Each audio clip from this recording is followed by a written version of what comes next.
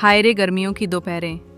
ऐसा लग रहा है कि आसमान से अंगारे बरस रहे हैं। माँ जी, मैं पहले ही बता रही हूँ, भरी दोपहर में किचन में खड़े होकर रोटी पराठे मुझसे नहीं बन पाएंगे। मैं सुबह 10 बजे ही सबका खाना बनाकर रख दूंगी। 10 बजे के बाद रसोई में खड़े होने की मेरी हिम्मत तो है नहीं। अच्छा चल ठीक है ना, वैसे भी गर्मियों में कौन सा खाना ठंडा होने वाला है, खा लेंगे हम लोग। ठीक है माँ जी, तो मैं जल्दी जल्दी अपना काम खत्म कर लेती हूँ। गर्मी में तो ऐसा लगता है कि जैसे सांस भी रुक रुक कर आ रही है कूलर के आगे से। 1 मिनट के लिए भी हटो ना तो सर चकराने लगता है। अरे बस कर बहू, कितना नाटक करेगी, कह तो दिया मैंने। कहा हाँ भाई, सुबह का बना हुआ खाना खा लूंगी मैं दोपहर में। अब तो क्या चाह रही कि दिन में 1 टाइम खाना भी न खाएं हम लोग। क्या माँ जी, आप भी ऐसी बातें करती हैं? मैंने कब कहा कि मैं खाना नहीं बनाऊंगी? ये 4 साल पुराना गला हुआ सूती सूट पहन रखा है। ये भी ऐसा लग रहा है जैसे बदन में आग बरसा रहा है। देख बहू, गर्मी और बेइज्जती जितनी महसूस करो उतनी ज्यादा लगती है। इसलिए दिन भर हाय गर्मी चिल्लाना बंद कर और जल्दी जल्दी हाथ चलाकर अपना काम निपटा। माँ जी, जब तक मेरा काम खत्म होता है तब तक सूरज सर पर चढ़ा आता है। उसके बाद तो मेरे कमरे का पंखा ऐसे गरम गरम के थपड़े मारता है कि मेरे तो गाल लाल लाल हो जाते। मेरा मन कर रहा है, माँ जी, सब कुछ छोड़ छाड़ के पहाड़ों की तरफ निकल जा। हाँ तो निकल जा पहाड़ों की तरफ, फिर वहां जाकर तुझे ठंड लगने लगेगी। याद है ना, अभी 2 महीने पहले तक तू हाय माँ जी ठंड से मेरे हाथ जम गया क्या कर दिन भर शोर मचाती थी, और अब पूरा दिन हाय गर्मी करती रहती है। तेरा तो नखरा खत्म होने का नाम नहीं लेता है। इस घर में ना कोई मेरी तकलीफ समझने वाला नहीं है। माँ जी को क्या है, सवेरे नहा धोकर सोफे पर चिपक जाओ और टीवी का बटन दबाते रहो। झाड़ू पोछा बर्तन खाना नाश्ता सब तो मुझे देखना पड़ता है, तो गर्मी तो मुझे ही लगेगी। फिलहाल तो रिया की सास ने कम से कम ये कहकर रिया की चिंता थोड़ी सी कम कर दी थी कि वो सुबह 10 बजे का बना हुआ खाना दोपहर में 1 बजे खाने के लिए तैयार है। इसलिए रिया भी सवेरे जल्दी उठकर थोड़ी ठंडक में ही घर के सारे काम निपटा लेती और फिर गर्मी की लंबी दोपहर का सुकून से आनंद उठाती। अभी तक तो सब कुछ ठीक ही चल रहा था, लेकिन एक दिन दोपहर के बीचों बीच सासू माँ राम प्यारी का फोन टन टन बजने लगा। हेलो, हाँ शैलजा बेटा, स्कूल से निकल गई? स्कूल से तो निकल गई हूँ, लेकिन पता नहीं घर पहुँच पाऊंगी या नहीं। अरे बेटा, ऐसी बात क्यों कर रही है? घर क्यों नहीं पहुँचेगी और कहाँ जाएगी? मम्मी, घर के बाहर पैर निकाल कर देखो, फिर तुम्हें समझ आएगा कि मैं ऐसा क्यों कह रही हूँ। अरे इतनी गर्मी हो रही है, मुझे तो लग रहा है कि थोड़ी देर में पिघलकर इसी ऑटो में चिपक जाऊंगी। मेरी तो हिम्मत जवाब दे रही है। इतनी दोपहर में तेज धूप खाकर स्कूल से घर जाना मेरे बस की बात नहीं है। अरे कैसी बात कर रही है तू? थोड़ी हिम्मत से काम ले बेटा, इतनी भी क्या घबराना गर्मी से। मम्मी, एसी के सामने बैठकर नसीहत देना आसान है मम्मी, लेकिन जो घर से बाहर निकल रहा है ना इस 45 डिग्रीज की गर्मी में, उसे समझ में आता है कि इस तब की दोपहर में 40 मिनट ऑटो में बैठकर घर जाने का मतलब क्या होता है। हाय रे, दोनों तरफ से लू के ऐसे थप्पेड़े लग रहे हैं मेरे, तो कान लाल हो गए। सोच रही हूँ रिजाइन कर देती हूँ। अगर थोड़े दिन और मैंने इतनी धूप में स्कूल से घर आने जाने का झंझट किया ना, तो राम नाम सबके हो जाएगा मेरा। हद करती है बेटा, आज के जमाने में नौकरी किसी की नहीं लग रही है और तू लगी हुई सरकारी नौकरी को छोड़ने की बात कर रही है। मम्मी, आप क्या चाह रही हो? सरकारी नौकरी के चक्कर में मैं अपनी जान दे दूं क्या? आपको पता है ना, शुरू से मैं कितनी नाजुक हूँ। थोड़ी सी गर्मी पड़ती है तो मेरी पूरी स्किन पर रेड कलर के रैशेज हो जाते हैं। पूरा मुंह बंदर की तरह लाल हो जाता है मेरा, और खुजलाते खुजलाते मेरी हालत खराब हो रही है। सर चकरा रहा था। सोचा आखिरी बार अपनी माँ से बात कर लूं। पता नहीं कल ने। माँ जी, इतनी परेशान क्यों नजर आ रही है? कुछ हो गया है क्या? अरे देखना, शैलजा की हालत बड़ी खराब है। कह रही है स्कूल से घर जाते जाते उसकी कंडीशन खराब हो जाती है। नौकरी छोड़ने की बात कर रही है। अब बेटा, मैं ना तेरी परेशानी का एक हाल जानती हूँ। तू ऐसा कर, तेरा स्कूल हमारे घर से तो 5 मिनट की दूरी पर है। तू दोपहर में स्कूल से निकलने के बाद यहाँ आ जाया कर, पूरा दिन यहाँ पर बिता, और जब धूप हल्की हो जाए ना तब अपने घर चली जाया कर बेटा। मायका भी तो तेरा ही घर है ना। शादी हो गई इसका मतलब ये थोड़ी ना है कि तू यहाँ आ जा नहीं सकती। अरे वाह मम्मी, आपने तो बहुत अच्छा सेशन बता दिया। मैंने तो सोचा ही नहीं था कि ये भी हो सकता है। और वैसे भी 4 महीने की गर्मी होती है, उसके बाद तो सर्दियाँ आ जाएंगी, और सर्दी में तो मैं किसी न किसी तरह मैनेज कर ही लूँगी। लेकिन मम्मी, रोज़ रोज़ ऐसे मायके आना, कहीं भाभी। अरे बेटा, अपनी भाभी की चिंता मत कर, यहीं सामने खड़ी है तेरी भाभी, उसे कोई ऐतराज़ नहीं है। ठीक कहा ना मैंने बहू? हाँ माँ जी, कोई दिक्कत नहीं है, आप बोल दीजिए दीदी को, वो यहाँ आ सकती है। सुन लिया तूने? चल बस, हो गया फैसला। तू कोई नौकरी वोकरी नहीं छोड़ रही है। स्कूल से निकल, रिक्शा में बैठ और फटाफट यहाँ आ जाया कर। आराम से पूरा दिन यहाँ पर रेस्ट कर और फिर शाम को अपने घर के लिए निकल जाना। एक बार तू दामाद जी से भी बात कर लेना।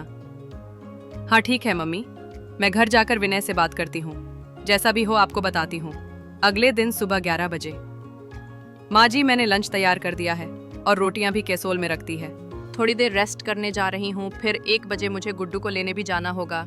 सास राम प्यारी अपने कमरे में बैठकर अपना फेवरेट सीरियल देख रही थी, तभी बेटी शैलेजा का फ़ोन उसके फ़ोन पर आता है। मैंने विनय से बात कर ली। वैसे तो वो मना कर रहे थे, लेकिन फिर मैंने उन्हें समझाया कि भाभी और माँ को मेरे वहाँ जाने से कोई समस्या नहीं है, उल्टा वो मुझे जोर देकर कह रहे हैं। तब जाकर माने, अब आजकल ना 12:29 बजे छुट्टी हो जाती है तो मैं 1 बजे तक घर पहुंच जाऊंगी, और छुट्टी थोड़ी जल्दी हो जाती है तो आजकल मैं लंच बॉक्स भी लेकर नहीं आ रही हूँ। सोच रही थी घर पर आकर ही खाना खा लूंगी। अरे हाँ बेटा, इसमें कहने जैसे क्या बात है, आजा, आराम से बैठकर लंच करना। बेटी से बात करने के बाद राम प्यारी अपनी बहू रिया को आवाज लगाती है। रिया, अरे रिया बेटा सुनना जरा, ये तो मुझे पता ही था, मेरे कमरे में आते ही ये आवाज लगाएंगी। ऐसा कभी हो सकता है क्या कि मैं माँ जी से बोलूँ मुझे थोड़ी देर चैन से आराम कर लेने दीजिए, और माँ जी को ये बात एक बार में ही समझ में आ जाए। पता नहीं क्यों मेरे आराम के दुश्मन है ये। आ रही हूँ माँ जी। अब चिल्ला चिल्ला के क्या पूरी कॉलोनी की रिया इकट्ठा कर लेंगी? बोलिए क्या हो गया? ज्यादा भाव मत खा, कुछ जरूरी बात बताने के लिए बुलाया है तुझे। मुझे भी तेरी शक्ल देखने का ज्यादा शौक नहीं है। मैंने तुझे बताया था ना कि शैलजा स्कूल से सीधी हमारे यहाँ पर आ जाएगी, तो आज उसने मेरे ने जिससे बात कर ली है, आज से वो स्कूल के बाद सीधा यहीं आया करेगी। 12:30 उसके स्कूल की छुट्टी होगी और बच्चों को पेरेंट्स को हैंड ओवर करने के बाद 1 बजे तक यहाँ हर हाल में पहुँच जाएगी। बस उसी के हिसाब से तैयारी कर लेना। हाँ भाई, उनकी बेटी के लिए तो गर्मी हो रही है और हमारे लिए तो यहाँ पर बर्फ गिर रही है ना, जो हम अब उनके स्वागत सत्कार में फूल सजाएंगे। हाँ तो आने दो, मैंने तो टिंडे बनाए हैं, चुपचाप बैठकर खाएगी टिंडे। सास की बात सुनकर रिया मुंह टेढ़ा करते हुए अपने कमरे में चली जाती है। 1 घंटे बाद रिया को दरवाजा पीटने की आवाज सुनाई देती है। रिया जाकर दरवाजा खोलती है तो सामने उसे ननद शैलजा खड़ी हुई नजर आती है। शैलजा के बाल बुरी तरह से बिखरे हुए थे, आंखें लाल, चेहरे पर जगह जगह लाल रंग के चकते दिखाई दे रहे थे। अरे भाभी, दरवाजा खुलने में इतनी देर लगती है क्या? अब क्या आदमी दरवाजे पर ही बेहोश होकर गिर जाए, उसके बाद दरवाजा खोलेंगी आप? अरे कैसी बात कर रही हो दीदी, आप बेहोश हो, आपके दुश्मन। और भाभी, सारी खैरियत दरवाजे से ही पूछ लो और यहीं से रफा दफा कर दो, मुझे घर मत आने देना। एक तो वैसे गर्मी से बेहाल होकर आई हूँ, ऊपर से अब दरवाजे पर ही सारी पूछताछ करने लगी। अरे नहीं, मेरा मतलब वो नहीं था, आप अंदर आइए। माँ जी, मेरे लिए तो आप एसी नहीं चलाने देती, बिजली का बिल आता है ना। लेकिन अब शैलजा दीदी आई हैं तो उनके लिए तो ये सीट चलाने देंगी ना। हाँ हाँ ठीक है ठीक है, तू किधर तेज चला रही है, सब समझ में आ रहा है मुझे। चला दे इसे, और शैलजा कोई अकेले नहीं बैठेगी। बैठ जा तू भी यहाँ, तुझे कोई मना थोड़ी ना है। मेरे पास बैठने की फुर्सत कहाँ है, मैं जा रही हूँ गुड्डू को लेने। अरे भाभी, आपकी गुड्डू की वैन 8:30 बजे से पहले नहीं आने वाली। आप तो ऐसे ही बोल रही हो जैसे 24 किले में दूर चलकर जाओगी। उसे लेने दरवाजे तक तो वैन आती है, 4 कदम बढ़ाओगी और फटाफट लेकर आ जाओगी। अभी जाओ फटाफट किचन में जाकर कुछ ठंडा बना लो, गर्मी से सर चकरा रहा है मेरा। बिल्कुल ठीक कह रही है मेरी बेटी, देख नहीं रही है बेचारी की गर्मी से कैसी हालत हो गई है। जा जल्दी से जाकर कुछ ठंडा बना ला, और सुन, 2 ग्लास बनाना जा रही हूँ, शिकंजी बना देती हूँ दीदी के लिए, एकदम तबीयत दुरुस्त हो जाएगी। हाँ, बस एक काम परफेक्ट करना सीख कर आई है अपने मार्केट से, और वो है शॉर्टकट में काम करना। ऐसी तपती गर्मी है, लू चल रही है बाहर, बेचारी नन। ये नहीं कि आम का पन्ना बनाकर पिला दे उसे, लेकिन नहीं, ये महारानी बनाएंगी क्या नींबू की शिकंजी, जिसे बनाने में 2 मिनट लगे। ननद के सामने ज्यादा कुछ बोलने का मतलब बिना बात बखेड़ा खड़ा करना। इसलिए रिया दांत पीसते हुए रसोई में जाती है और पहले 2 गिलास शिकंजी बनाती है और उसके बाद कच्चे आम को कुकर में रखकर उबलने को छोड़ देती है। माँ जी, गुड्डू को लेकर आ रही हूँ, कुकर बंद कर देना। कोई बात नहीं भाभी, बेशक मेरा सर चकरा रहा है, लेकिन हम औरतों का क्या है, मायका हो या ससुराल, काम तो करना ही पड़ता है। काट दूंगी मैं बंद गैस। रिया गुड्डू को लेने निकल गई। मायके आकर गैस की नब घुमाना भी काम हो जाता है। भाई लोगों के लिए और एक हम हैं सस्ते मजदूर, सुबह से लेकर रात तक सबकी नौकरी बजाते हैं, लेकिन उसके बाद भी मजा ले। जो कोई हमारे लिए काम को कह दे। गुड्डू को लेकर रिया घर आती है और सोफे पर बैठकर हाय गर्मी चिल्लाने लगती है। देखा लगे ना तुझे भी गर्मी, इसीलिए मैंने कहा था पन्ना बना ले। चल ज्यादा टाइम वेस्ट मत कर, फटाफट किचन में जाकर आम का पन्ना बना ला।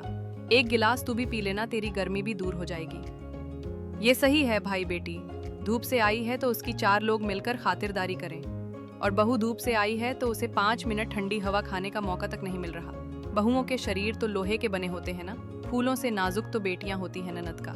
आम का पन्ना बनाने के बाद अभी रिया गुड्डू को खाना खिला रही थी कि एक बार फिर से ननद की आवाज सुनाई देती है। अरे भाभी, ये क्या टिंडा खिला रही हो आप? तो मैं बता रही हूँ मम्मी, ये टिंडा वंडा मैं नहीं खाने वाली, आप मेरे लिए कोफ्ते बनवा दो।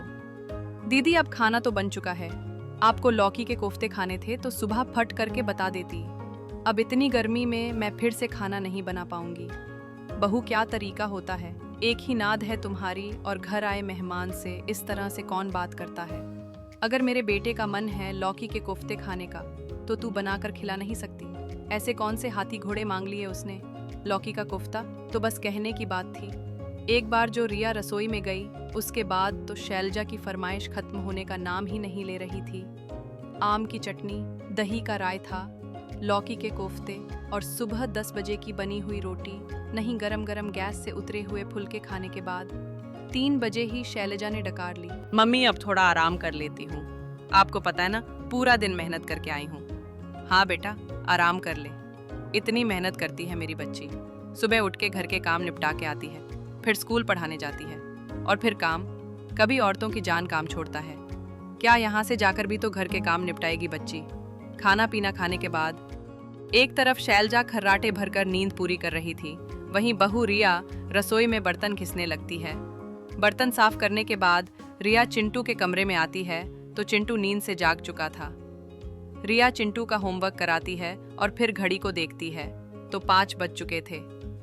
रिया, बड़े लंबे दिन हो गए भाई, दिन तो काटे नहीं काट रहा, आराम भी कर लिया होगा तूने भी। अब ऐसा कर, 1 कप चाय पिला दे। आराम का नाम सुनकर रिया का पारा 7वें आसमान पर पहुंच गया था, लेकिन फिर भी ये तो रोज की बात थी। रिया चुपचाप रसोई में जाकर गैस पर चाय का पानी चढ़ा देती है। चलो चाय पीकर तो दीदी यहाँ से जाएगी, कम से कम रात को तो सुकून मिलेगा। आज तो खिचड़ी ही बना दूंगी, दोपहर में वैसे ही 2-2 बार खाना बनाकर मेरा दिमाग गर्म हो गया है। चाय के बाद जी विनय जी। अच्छा, हाँ ये आपने बिल्कुल ठीक कहा। हाँ ठीक है दीदी, क्या कह रहे थे विनय जी?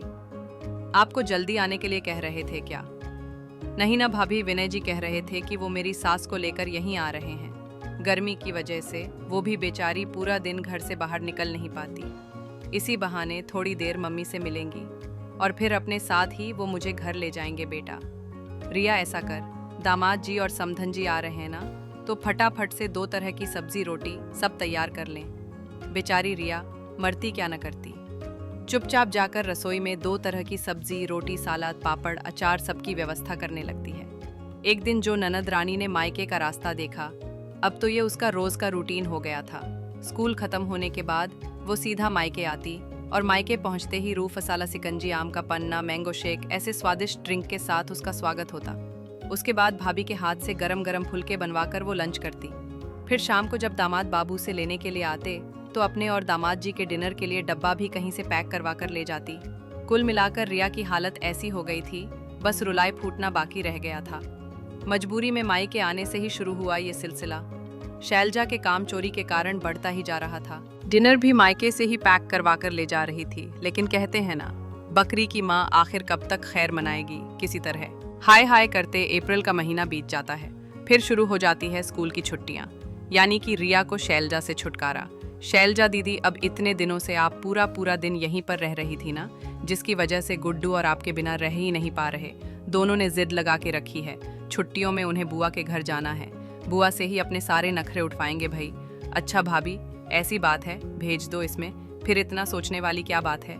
अगले दिन रिया अपने दोनों बच्चों को साथ लेकर ननद के यहाँ पहुँच जाती है। अरे दीदी, अभी ये छोटे छोटे हैं ना, बच्चे हैं, मम्मी के बिना कहाँ रह पाएंगे, इसलिए बच्चों के साथ मैं भी आपके यहाँ रहने आ गई। और फिर मैं यहाँ आ जाऊंगी ना तो बेचारी माँ जी को खाना बनाकर कौन खिलाएगा। यही सोचकर मैं माँ जी को भी अपने साथ ले आई। इसी बहाने आपको भी माँ जी की सेवा करने का मौका मिल रहा है। अब इस मौके को हाथ से मत जाने दीजिएगा आप, कामचोर। शैलजा अब भाभी रिया के बातों के जाल में बुरी तरह फंस चुकी थी। शैलजा दीदी, ऐसा करो ना, बड़ी गर्मी हो रही है, पहले तो आप एसी ऑन कर लो और फिर कोल्ड कॉफी बना लाओ। क्यों बच्चों, बिल्कुल ठीक कहा मम्मा आपने। और बुआ, जब आप हमारे घर आए थे तो आप रोज मम्मा से मैंगो शेक बनवाते थे, हमें ना वो मैंगो शेक बहुत पसंद आता था। आप ऐसा करो, हमारे लिए वही वाला मैंगो शेक बना लो। अच्छा ठीक है बेटा, अभी बनाकर लाती हूँ बुआ। मैंगो शेक के बाद मुझे आपके आज के स्पेशल छोले भटूरे खाने हैं। दीदी आप ऐसा करना, बच्चों के लिए भटूरे बना दो और माँ जी के लिए थोड़ा सा पुलाव, थोड़ा हल्का हो जाएगा ना।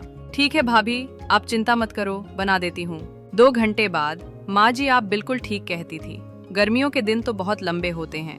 अभी 2 घंटे पहले खाना खाया था, लेकिन ऐसा लग रहा है जैसे 5 घंटे से कुछ खाया ही नहीं है। दीदी अभी आप चाय बनाओगे ना, तो चाय के साथ कुछ हल्का फुल्का नाश्ता बना लेना, बच्चों को भी भूख लगी होगी। क्या गुड्डू आचरिंग की? हाँ बुआ, आप ऐसा करो, चाय के साथ गर्मा गर्म हनी पोटैटो बना दो। कभी नाश्ता, कभी आइसक्रीम, कभी भटूरे, कभी फालूदा। शैला जाके मायके वालों की फरमाइश तो खत्म होने का नाम ही नहीं ले रही थी। रात होते होते तो शैलजा का बदन टूटने को आ गया था। मम्मी, क्या सोचकर ये पूरी पंचायत लेकर आप मेरे घर आ गई? आपको पता है ना मुझसे इतना काम नहीं होता। अरे एक और दिन आप लोग यहाँ होगी ना तो मैं घर छोड़कर भाग जाऊंगी। बेटा कैसी बात कर रही है तू, अपने घर से भगा रही है हमें? तेरी भाभी को देख, पूरे 1 महीना तक तू हमारे घर पर रही है, दोनों टाइम का खाना बनाकर खिलाया उसने। तुझे मजाल है जो कभी चूभी की हो। मुझे समझ में आ गया माँ, इतनी गर्मी में दोपहर का खाना बनाना कितना मुश्किल है। ऊपर से ऐसे में कोई बिन बुलाया मेहमान सर पर आकर बैठ जाए तो क्या हालत होती है। मैं अपनी गलती मानती हूँ। अभी फिलहाल आप सबको लेकर जाओ, मैं भी स्कूल खुलने के बाद अपना बंदोबस्त कर लूँगी। भाभी से बोलना, फिक्र करने की कोई ज़रूरत नहीं है। Hello friends, thanks for watching this video. अगर आपको यह वीडियो पसंद आया है तो प्लीज़ लाइक, सब्सक्राइब, कमेंट्स करें इस वीडियो पर। और हाँ, शेयर करना भी ना भूलें। और भी मज़ेदार वीडियो देखने के लिए नीचे दिए गए बेल आइकॉन को दबाएं। देखते रहिए बेस्ट।